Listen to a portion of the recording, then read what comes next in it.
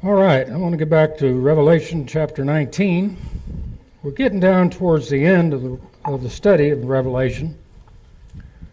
I began it, by the way, 2 years ago, this coming January. I began studying Revelation with you, so it's only taken us 2 years to get to chapter 19. But you can be of good cheer because there's only 22 chapters in Revelation, so you know we're getting close, right? You all know that doesn't really matter, but we are getting close for two reasons, okay, that we learn about in this text. And I want to read the text again to you, just so we're all on the same page, so to speak, of our understanding of what John is trying to tell us. But we're getting close because of his particular choice of words here in this text. And I'm just going to read to you the first 9 verses or so of Revelation chapter 19. And after these things I heard a great voice of much people in heaven saying, Hallelujah! Salvation and glory and honor and power unto the Lord our God. For true and righteous are his judgments. For he hath judged the great whore, which did corrupt the earth with her fornication, and hath avenged the blood of his servants at her hand. And again they said, Hallelujah! And her smoke rose up forever and ever. And the 24 elders and the 4 living ones fell down and worshipped God that sat on the throne, saying, Amen, Hallelujah. And a voice came out of the throne, saying, Praise our God, all ye his servants, and ye that fear him, both small and great. And I heard as it were the voice of a great multitude, and as the voice of many waters, and as the voice of mighty thundering, saying, Hallelujah! For the Lord God omnipotent reigns. Let us be glad and rejoice, and give honor to him, for the marriage of the Lamb is come, and his wife hath made herself ready. And to her was granted that she should be arrayed in fine linen, clean and white. For the fine linen is the righteousness of the saints. And he saith unto me, Right blessed are they which are called into the marriage supper of the Lamb. And he saith unto me, These are the true sayings of God. Now, I'm just going to stop the reading right here at this point. The specific reference I was talking about and the choices of words that John uses here, I should say that Jesus uses, as he gave this revelation to John. The one word we're focused in on, as I did in our last study, is Hallelujah. Hallelujah is an interesting word. It's a compound Hebrew term. Hallelu is simply a command to praise. You're called to praise. Yah at the end is a shortened form of the Hebrew word, the holiest of all words, the word for God, Yahweh. Now, because the Old Testament scholars, Jewish scholars of John's day,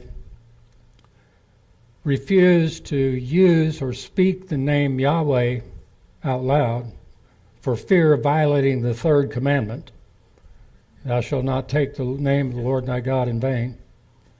They wouldn't even speak it. And in many places where Yahweh is used in the original language, Hebrew in the Bible, in the Old Testament, it is changed, and they've substituted the word Adonai, which means the Lord. Now, that's a reverential term as well, but it's not quite the same as Yahweh. So this compound word, Hallelujah, is praise to God, praise to the Holy One.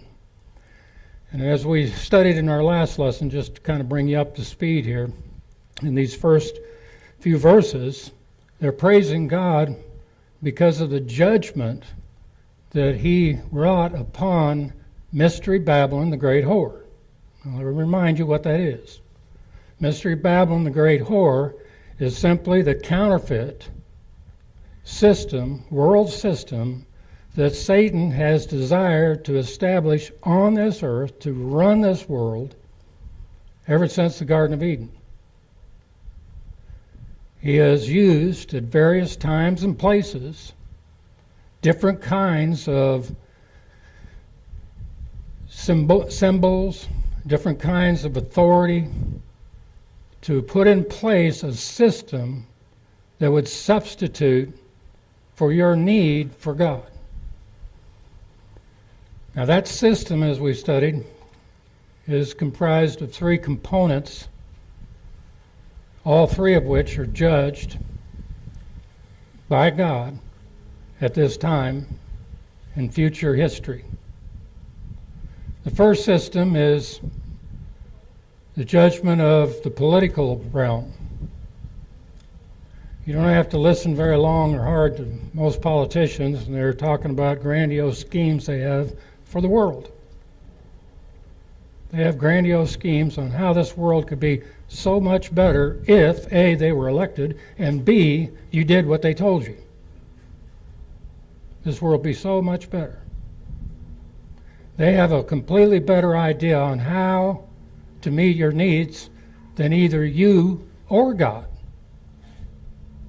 And so we set up this political system. Now, we've already studied this back in chapters 17 and 18, how that Mystery Babylon, the great whore, was riding on a political system of a worldwide empire, a global government. But in addition to that, there's a second component, which is religious in nature. As you look out throughout human history, you'll find that at any particular age, there was always a combination of religious power with political power. And that religious system tells you you don't need God to do for you what you need done. You can do it yourself. And this is specific ways, things that you can do, rituals you can perform, things that you can do to obligate the gods, whoever they might be, to bless you and not curse you. That's the sum substance of all religious systems in the world. That's, by the way, why Christianity is not a religion. True biblical Christianity is a relationship, a twofold relationship. A relationship between God and you, and a relationship between you and everybody else. That's what Christianity is about. It's not a religion. It's not a system of rules and regulations and rituals by which you kind of appease God so he won't curse you, or at least may even bless you. That's religion. Mystery Babylon the Great has all sorts of religious schemes.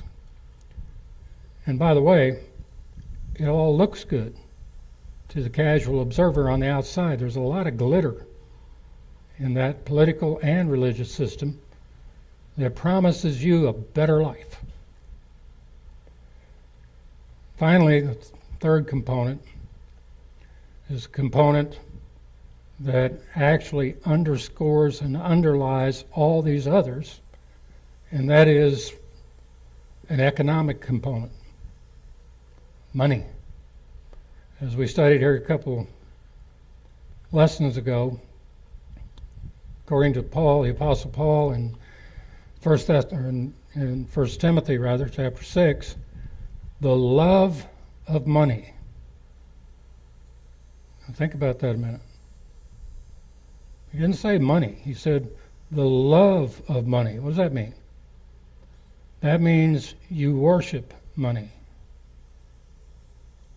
Now, let me put it together for you so you guys can understand the real subtlety of this Mystery Babylon system.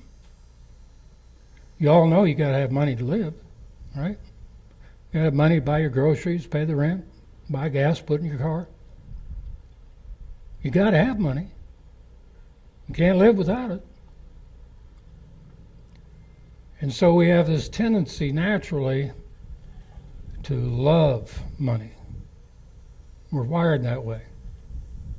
See, we love, we worship, we honor, we actually enshrine anything or anyone that will make us okay, that will satisfy our needs. You make me okay, you give me security, I'll worship you. I'll love you. You give me importance, I'll worship you, I'll love you.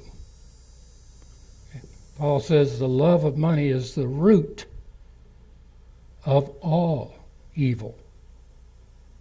Not of some evil, all evil. If you want to know why wars have been fought over the years, money. Plain and simple. Why politicians do what they do? Money. Plain and simple. It's not something that you all haven't seen. It's not something that you don't know anything about. You see it all the time. That economic system put in place in Mystery Babylon the Great is meant to entice the whole world with money, the god of mammon. Now, Jesus made it real clear in his teachings that you can't serve both. You can't serve God and money, mammon, at the same time. It's impossible. You can't do. You can only do one or the other. And so the world system that Satan seeks to empower and seeks to control this world by has a political nature, it has a economic nature, and a religious nature.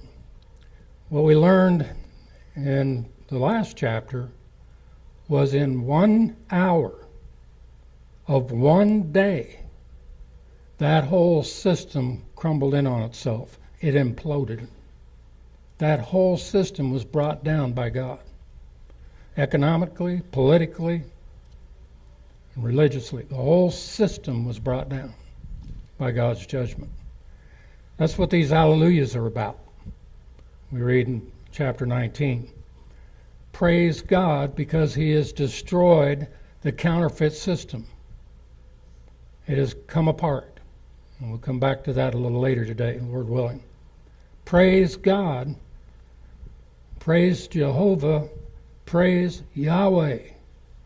For he has righteously judged the counterfeit system. Not that that system ever had any real chance. Not that Satan has any real chance in his rebellion against God, because he's not God, even though he thinks he is. His system had no chance. And so the heavenly choirs are praising God in the first part of this chapter. Hallelujah. But then notice their praise shifted from what God did to simply who he is. See, there's a difference between loving God for what he does for you. That's kind of a piece of cake, isn't it? I mean, think about it. If God blesses me, I love him, man. Okay? So do the heathen. Loving God because of the good things he gives you, that's one thing. But loving God for who he is, for his divine nature, for the God that he is, that's a little deeper. Doesn't have anything to do with what he does. It's all concerned about who he is. And the language that John uses here is really kind of neat. I want to review this with you again real quick, because this is speaking of his character. In verse 6 he said, "I heard as it were the voice of a great multitude, the voice of many waters, the voice of mighty thundering, saying, Hallelujah." That's this massive choir in heaven. If you can just imagine millions upon millions, billions of voices praising God. They're praising God for this reason. The Lord God, omnipotent, reigns. Our God reigns. What does that mean? Our God's in charge. He's in control of everything. There isn't anything he's not in control of, even Satan. You know, he uses Satan just like he used Pharaoh. Our God reigns because he is omnipotent. What does that mean? It means all-powerful. There is no power greater than God. He is omniscient. He knows all things. There isn't anything he doesn't know. And he's omnipresent through his Spirit. He's in all places at all times. Our God reigns. But then he brings us to this subject I want us to talk about today is a subject of praise again, and something that is far more personal, far more intense to each of us than either the judgment of Mystery Babylon, the great whore, or just the character of God himself as an omnipotent, sovereign God who reigns, is in charge. Listen to what he says. Verse 7, let us be glad and rejoice. Let us be glad and rejoice. Now this is a call for us to enjoy life. Let us rejoice. I catch myself on many occasions running around down in the dumps. How about you? Ever get depressed? You ever get frustrated? Engage in a little bit of whining and feeling sorry for yourself, self-pity? Did you ever throw a pity party and invite all your friends and nobody came?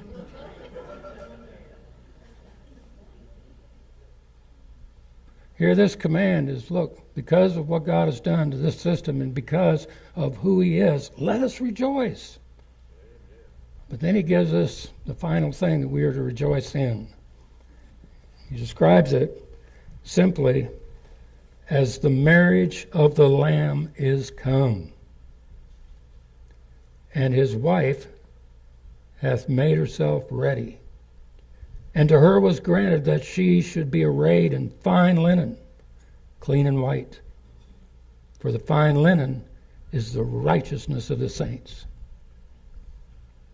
Now, this marriage of the Lamb that he says has come, we need to understand from 2 points of view. Number one, historically, biblically, God's people, specifically in the Old Testament time, it was the descendants of Abraham after the flesh, the Jewish people, Israel, the nation that God raised up and promised, according to his covenant of grace with Abraham, that he would bless those who blessed them and he would curse those who cursed them. And through that nation, through the descendants of Abraham, all families of the earth would be blessed. That nation that God actually brought up through Abraham and his descendants and sustained, that nation was referred to in the Old Testament many times over by the various prophets as the wife of God. Now, why would he call it, that nation, the wife of God? The Jewish nation, the wife of God. Well, here he's about to express to us something that's very difficult for us to all fully grasp in our minds. And that is the kind of love that God has for his people is so intense, the only way it can be described, even approached, and even come close to describing it, is to call it the kind of love between a husband and wife. The kind of love I have for my daughter is different than the kind of love I have for my wife. I love them both, but there's a difference. The kind of love I have for my grandyoungins, that's different than the kind of love I have for my wife. I have both, but there's a difference. You see, the most intense description of the love of God for his people is the love that binds a marriage together. Because the two, as Jesus said, become one. That great passage on marriage and the husband's responsibility to love his wife, even as Christ loved the church and gave himself for it, is a description beyond words. In fact, Paul even referred to it as somewhat of a mystery because it's not yet been totally unveiled for us to know the full depths of that kind of love. So this, when he describes the marriage of the Lamb, he's talking about the ultimate expression of love, the extreme expression of God's love for his people. While in the Old Testament, Israel, the chosen people of God, the chosen nation, was referred to as the wife of God, it's not a very pretty picture in the Old Testament, especially if you read the prophet Hosea, because God's wife was unfaithful. God's wife committed adultery. God's wife turned her back on God, as Israel did repeatedly over and over again. So it's not a very pretty picture. In fact, God illustrated that through the prophet Hosea by telling Hosea, number one, I want you to go marry this whore. And her name, by the way, was Gomer. Can you imagine that? Yep, Gomer. That didn't even sound pretty, does it? So I got all kinds of images in my mind. But anyhow, God said, I want you to marry her. She's unfaithful. She's a whore. Go marry her. So he did. Sure enough, what's a whore going to do? She's going to be unfaithful. Repeatedly, over and over again. And Hosea would have to forgive her and take her back. She'd go out, play around. He'd have to forgive her, take her back. That went on over and over and over again, until finally she was in such a condition, they had stripped her naked, she was being sold as a slave, and Hosea had to go spend his own money to buy back his own wife. And he did. Now, thankfully, the good part of this story is that in the end, Hosea and his wife were one. But this is a picture of God's people in the Old Testament. Now, in the New Testament, we don't fare a lot better. Because in the New Testament, God refers to his wife as the bride of Christ. The bride of Christ is also called the church. And what he means by the church is certainly not a building or program, certainly not an organizational structure of man. What he means by the church is the body of Christ, a living organism comprised of all believers in Jesus. That's the church Jesus promised to build. The church is referred to as the bride of Christ.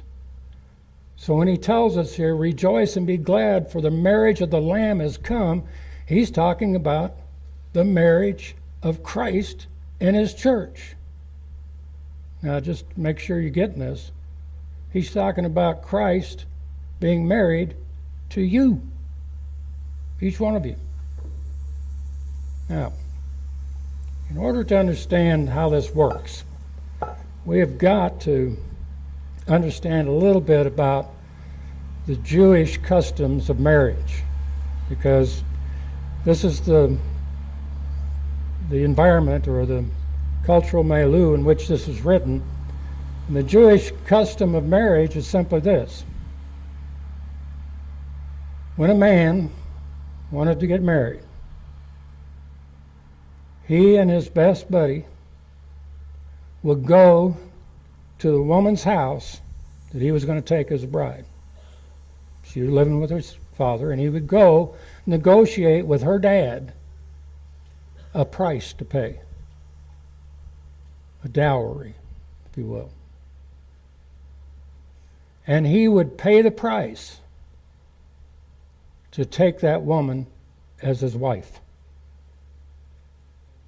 At that time, they were betrothed, or the best way for us to understand it, engaged, but not engaged in the way we think of engagement. Their engagement was a lot stronger. The betrothal was a lot stronger than just simply an engagement to say, maybe we'll get married. Maybe we won't. If we don't like each other before we get married, we'll just give back the engagement ring or hawk it somewhere and forget it. Not so with the Jewish culture. Because when that man became engaged or betrothed to that woman, he paid a price. And when he paid that payment, there was actually a short little ritual performed in which it was recognized that they, at that moment, were in fact married. They were joined together. So intense was that, and so real was that union, that marriage, that if the husband died, for instance, before they were actually went to the marriage feast, the woman was considered a widow and inherited what the husband had. This is why, by the way, when Joseph, remember Joseph, he discovered in the Christmas story, he discovered that Mary was pregnant. And he knew he hadn't been involved in that. So he was trying to figure out how he was going to put her away, how he was going to divorce her quietly without raising a stink, without embarrassing her, because he loved her. But he was getting out of this betrothal. He was getting out of the engagement until the angel showed up and explained things to him. So in the Jewish custom, when a man went to his future wife's home and paid the price to the father, then they were legally married. However, they would not live together for some time. There would be this little ceremony when he paid the price, in which these words were spoken over a cup of wine. These words are, "This is a cup of the new covenant." There's a new contract here. There's a new marriage. The deal is sealed. So this is a cup of the new covenant, and they drank it. Then the bridegroom, groom himself, and his buddy, they go back to his father's house where he lived. And there he would take the time to prepare a place for his wife, his future wife. Now, generally, that took some time, usually about a year. So they were already married, but they were separated as the groom was preparing a place for her in his father's house.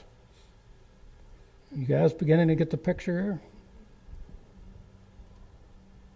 And then, when that was prepared, when all the arrangements were made, the groom would take his best man and whoever wanted to tag along, and they would go back to get his wife. They would return to her home, and usually they kept it a secret.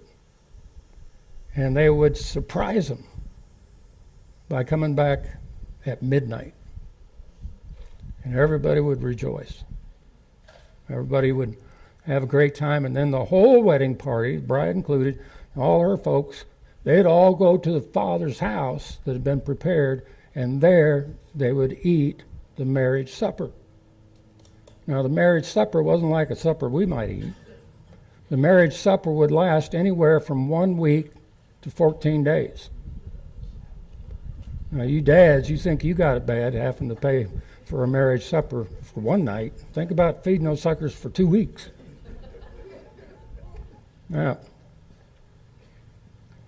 Jesus, assuring his disciples on the night before he was crucified, used the same analogy. Remember, at the end of the Passover meal, he took the cup. It was the cup of blessing, the same kind of blessing that they got when people got married. He said, "This is the cup of the new covenant, the New Testament, the new contract, in my blood."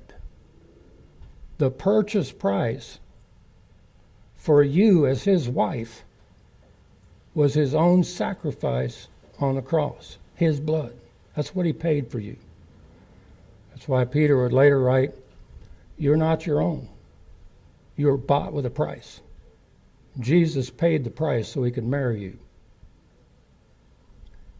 Later, his disciples, afterwards, they began to freak out because Jesus gave them a spiritual heart attack by telling them, "Where I'm going now, you can't follow me." They've been following him for 3.5 years. And he said, "Now, where I'm going, you can't follow me." And they freaked. What are you doing? You're the king. You're supposed to set up a kingdom right now. We're going to be head honchos with you as the king. What are you doing leaving us? He said, "Let not your heart be troubled, neither let it be afraid. Stop freaking out. I go to prepare a place for you. In my Father's house are many dwelling places, and I go to prepare a place for you And if I go to prepare a place for you, I will come again and receive you unto myself. Now, he had to kind of assure them a little bit when he said, if it weren't true, I wouldn't have told you this. Believe it. So he was using that wedding analogy with his disciples. Yeah, I'm going to be gone for you for a while. Even though we're married, even though we're one, I'm going to be gone for you for a while, but it's not going to last forever. It's only temporary, and I'm going to come and receive you unto myself, that where I am, you may be also. Now, what John is seeing here is the reason for us to rejoice and be glad is because the marriage of the Lamb is come.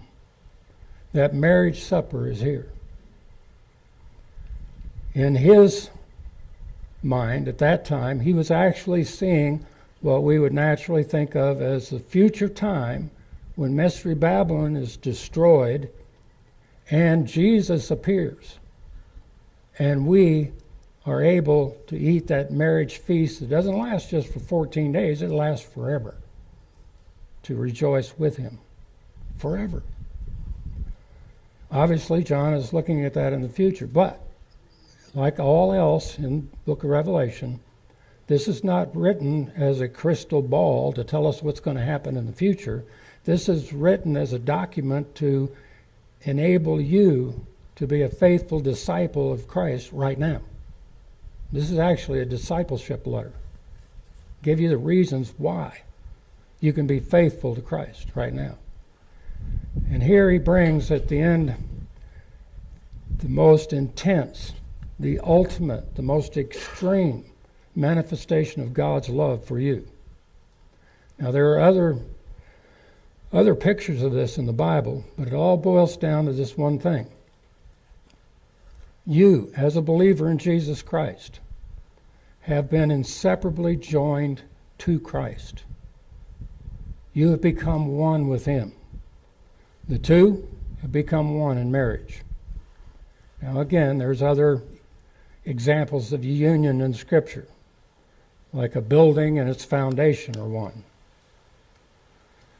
The vine and the branches are one.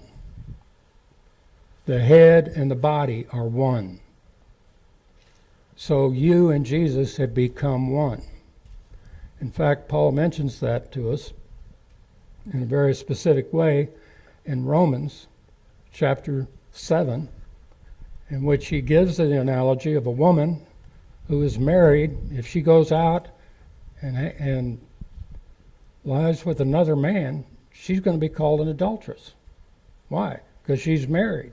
And that law of marriage means she's one with her husband. So if she goes and takes another husband, she's an adulteress. But he goes on to say, if her husband dies and she goes out and remarries, then she's no adulteress. And his point there is what it takes to free you as the wife to marry another. Now, I'm not going to go through all the contextual considerations, although it's tempting right now. What he's saying is this, that you were married to your original husband, the one that provided for you, the one that cared for you, the one that nurtured you, the one that gave you the security you need, the one that gave you a sense of importance. Your first husband was the law, rules and regulations, and your knowledge of good and evil based on the law. That's what you've used your entire life to save your butt in any respect. Your own knowledge of what's right and wrong. That's what you use to make your decisions in everyday life. Well, is it right or is it wrong? That was your old husband. In Romans 7:4, he says that old husband has died. He says, wherefore, brethren, that's you Christians, that includes you cisterns as well as you brethren. Wherefore, brethren, we have become dead to the law by the body of Christ. that we should be married to another, even him whom was raised up from the dead. Who's that? That's Jesus. See, you got a much better way to live your life. Instead of living your life married to that old dead husband, the law, which, by the way, Colossians tells us was crucified with Christ, the handwriting of the ordinances, which contrary to us were nailed to his cross. The law, your knowledge of right and wrong can't save you, never has been able to. So God killed it. That's your old husband. Instead of being married to him, you've got a new husband that is so much better, and that's Jesus. You got the one who wrote the law, who you can be married to. Now again, that idea of marriage calls us to union. You have become one with Christ. You are married to him. That's why we refer to you as the bride of Christ. All believers are the bride of Christ. Now, why would God do that? So he goes on in that context to say, so that we, us believers, can bring forth fruit unto God. We can actually do something that is good. And the only way we can do that is because we're married to Christ. We have his mind, we're a member of his body, we have his calling, and his spirit lives inside of us. We are married to Christ. Now, the practical implication of all that is what he means for us to understand by the marriage supper of the Lamb. There is no greater way that God could express his love for you as his child. No greater way than to say you're not just his child, you're his wife. You're not just his relative, you are his bride. That's the greatest epitome of love that God could express to us. So what does this do for us? What's the practical application of this? Being one with Christ means I don't have to live my life wondering what's right or what's wrong in any given situation. To ask what's right or what's wrong, that's the wrong question altogether. Here's a new question for you in the new covenant of grace. Instead of asking, is it right or is it wrong, ask this. Jesus, what do you want me to do? You all see the difference? Jesus, what do you want me to do? Why? Because you haven't got a clue of what's right or wrong. You just think you know. But he does. Now, don't be surprised if he wants you to do something that you think, I don't know if this will work out. Because he does that. But your new question is, Jesus, what do you want me to do? Now, I suggest that you ask that question, believing with all your heart that you are his wife. See, you've got to know who you are. It's not, otherwise you'll be asking, what do you want me to do to get you to love me? No, he already loves you. So the fact that you are his wife, now you have the liberty to say, okay, what do you want me to do? Because you know that's what's best for you and everybody else. And by the way, for those of you who are afraid to ask God what he wants you to do, you don't have to worry about anything because you've not been given the spirit of bondage again to fear, but the spirit of adoption whereby we cry, Abba, Father. What that means is that God is never, ever going to ask you to do something you don't want to do. Get that murder idea out of your head. What he asks you to do, that would be like leading you into sin. He's not going to lead you into sin. What he asks you to do, he will give you the desire to do. He gives you the desires of your heart. So he's going to ask you to do what he's given you the desire to do. Now, you can also rest in the fact that being the wife of Christ, being the bride of Christ, you share in his significance. See, when a man and woman become married, we have this tradition that the woman assumes the name or the identity of her husband. Right? You ever wonder where that came from? Especially if the name of your husband is really strange and you didn't want it to start with. Where did that tradition come from? It comes from you being married to Christ. You receive his name. You now have a new name.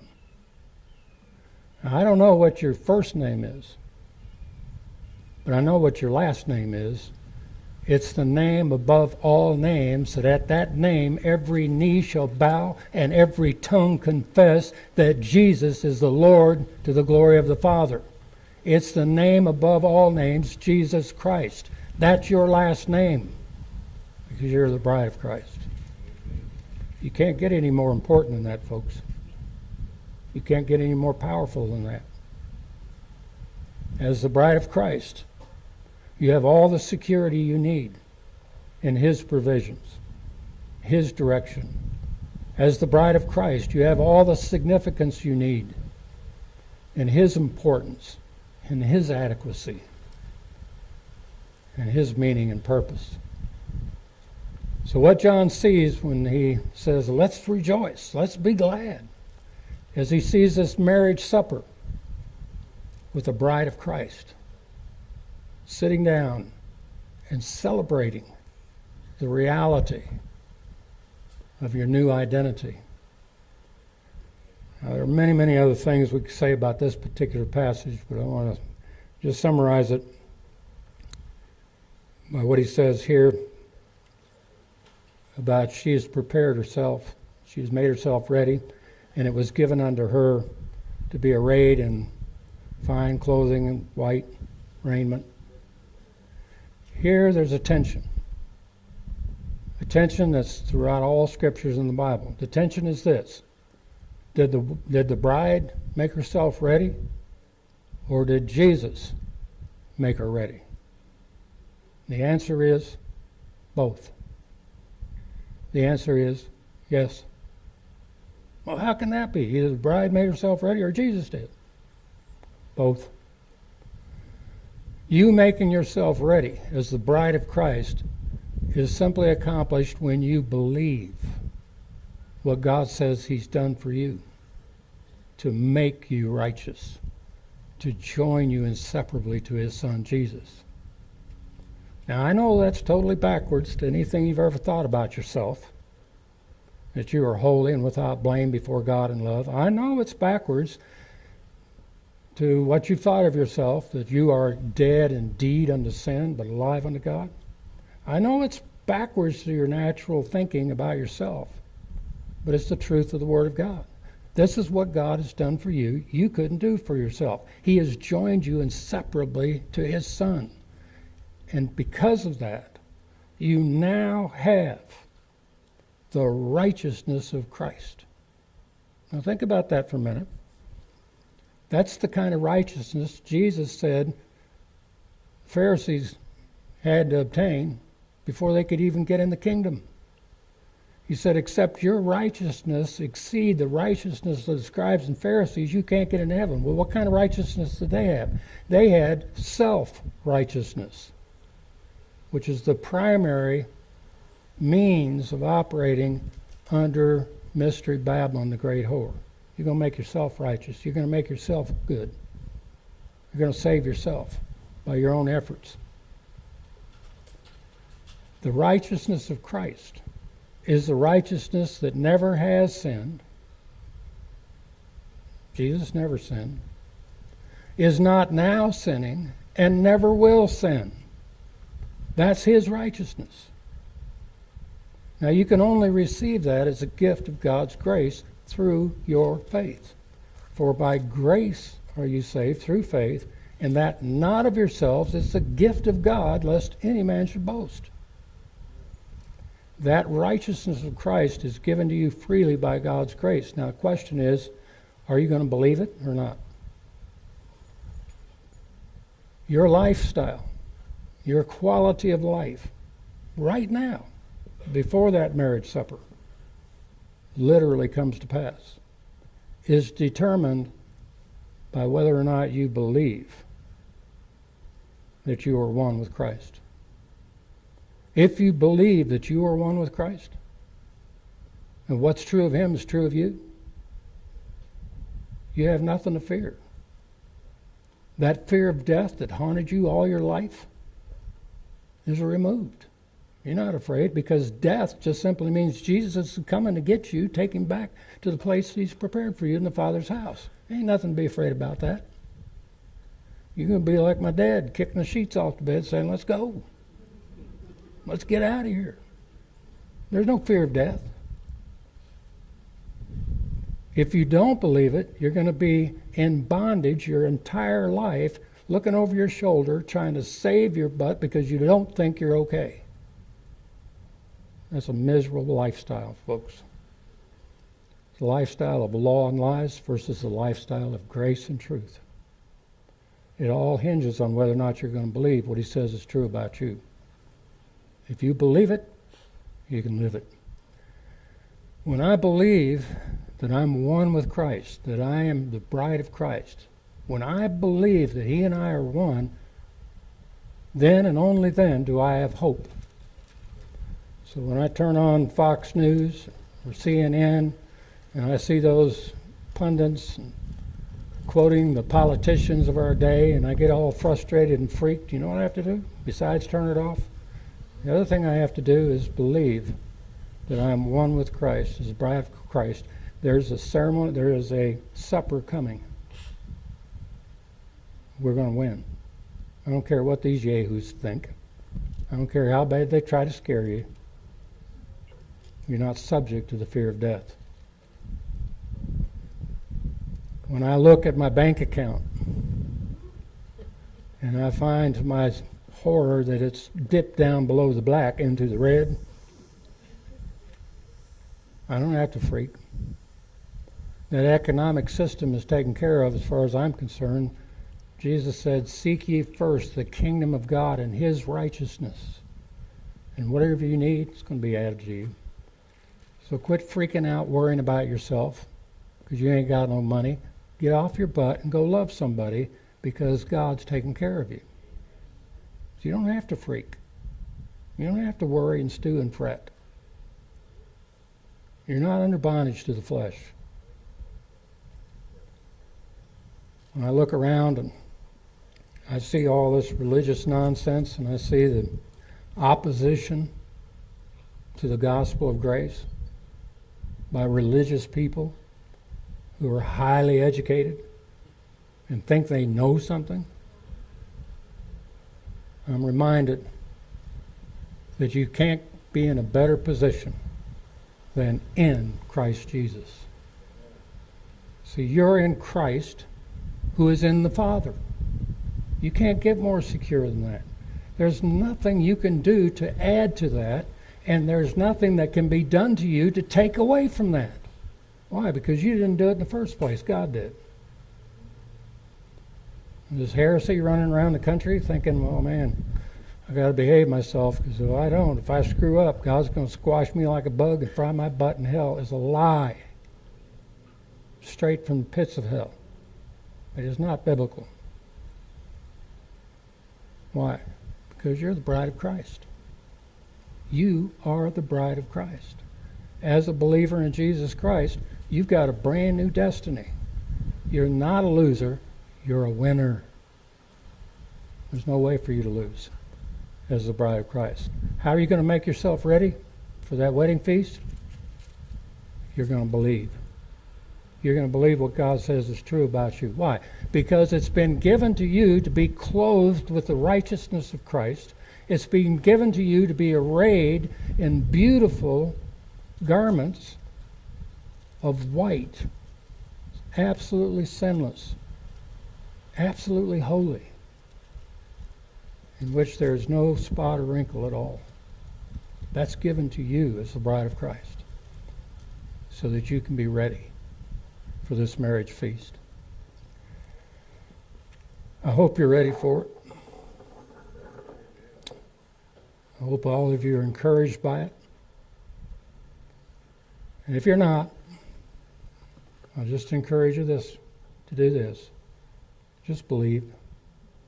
Just to believe what God has done for you to make you one with Christ is true, whether you feel it or not, whether you act like it or not. It's true because the Word of God says, you, as He chosen and quickened, made alive in Christ Jesus. When Jesus died on the cross, He died for the sins of the world. He didn't leave anybody out. That means He died for you. He signed that covenant to make you His bride on the cross when He shed His blood. A new covenant of grace to do for you what you can't do for yourself.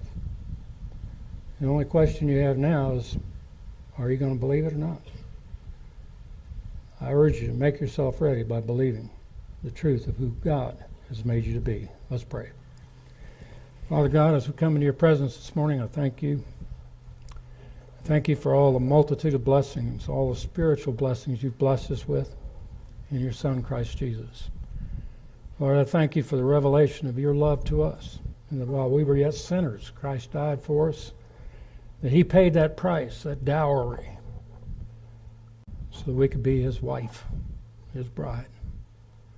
And Father, I ask your Spirit to continue, through your Spirit now, to continue to teach us, guide us into all truth. Open our eyes, the eyes of our heart, that we might receive the truth of the gospel. That you would continue, as we go our separate ways, to impress us and encourage us in our role as your bride. For these things I pray in Jesus' name and for His sake. Amen.